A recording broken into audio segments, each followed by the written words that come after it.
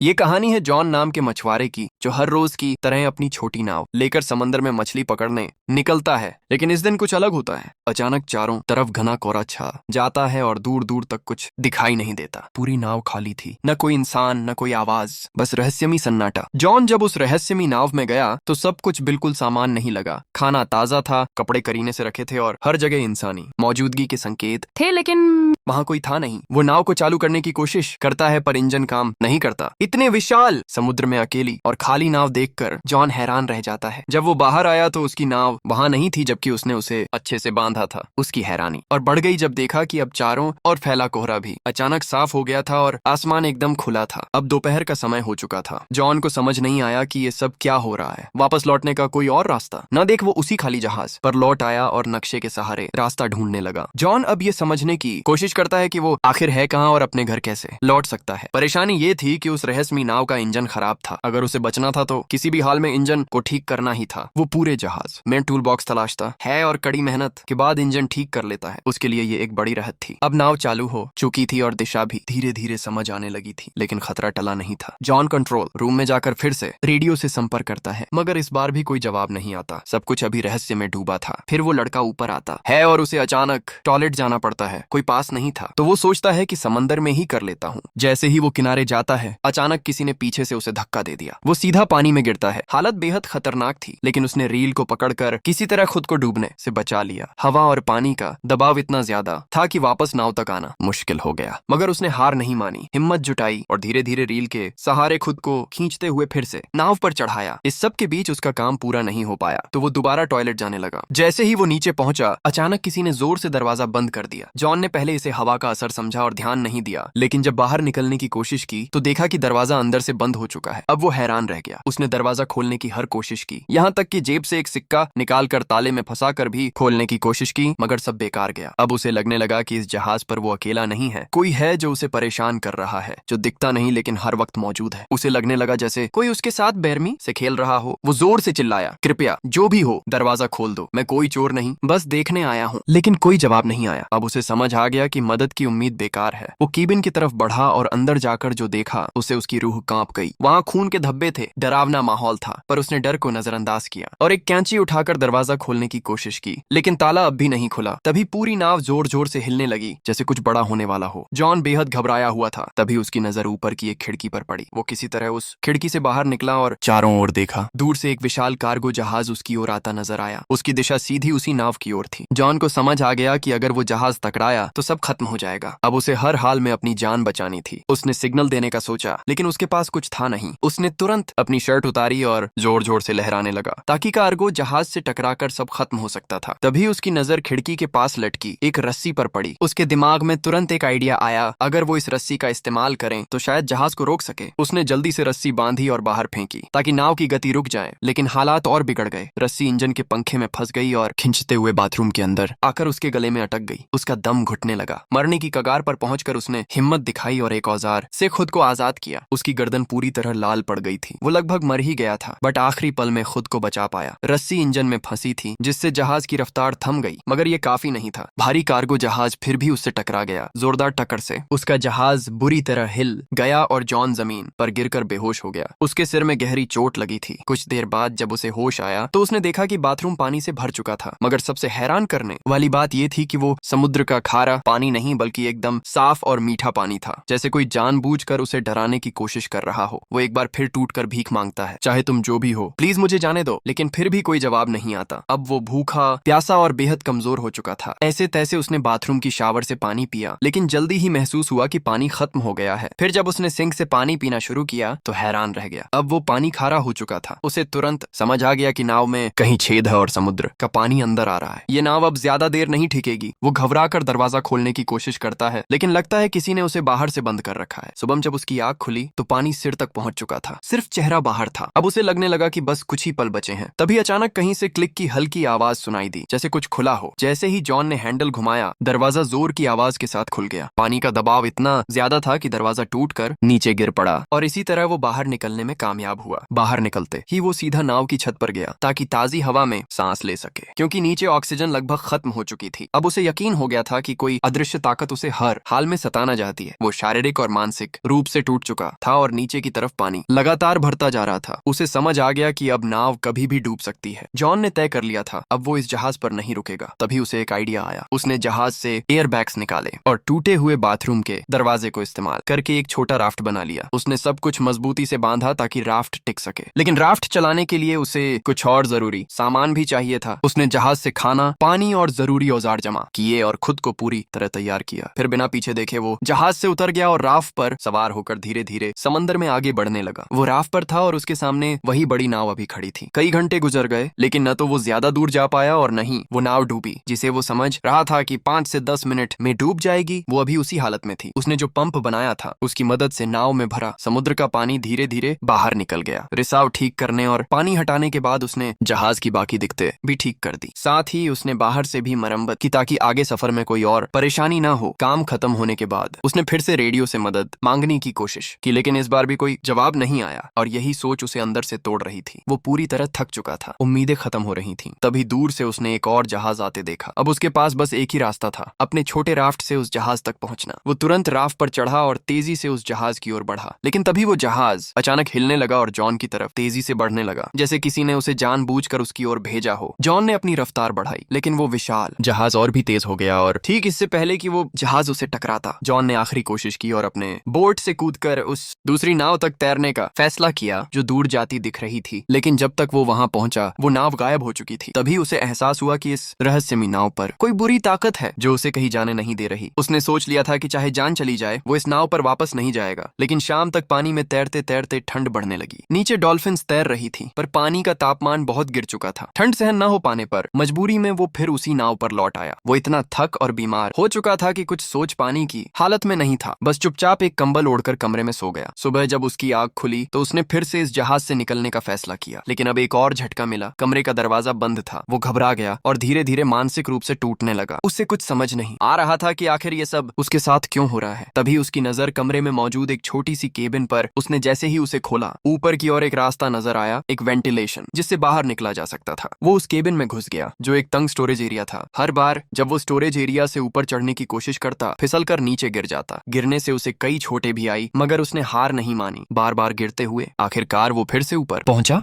और उस वेंट की खिड़की को खोलने की कोशिश की, लेकिन वो टस से मस नहीं हुई। ऐसा लग रहा था जैसे उसे जानबूझकर सील कर दिया गया हो। अब वहां की ऑक्सीजन भी तेजी से खत्म हो रही थी। सांस लेना मुश्किल हो रहा था। नीचे का दरवाजा भी बंद था। वो वापस कमरे में नहीं जा पा रहा था। उसे लगने लगा कि अब यही उसका आखिरी समय है। लेकिन तभी उसने फिर से वही क्लिक की। रही है देखकर उसके मन में उम्मीद जगी कि शायद अब वो इस डरावनी नाव से हमेशा के लिए आजाद हो जाएगा। जैसे ही नाव किनारे पहुंची वो फौरन उतर गया। उसे लगा कि इस द्वीप पर जरूर कोई है जो इस सब का जिम्मेदार है। गुस्से में उसने एक डंडा उठाया और द्वीप की तलाश शुरू की, लेकिन जल्द ही हैरान रह गया। पूरे द्वीप पर इंसान का कोई भी निशान नहीं था। अब जॉन फिर से गुस्से और डर से भर गया था।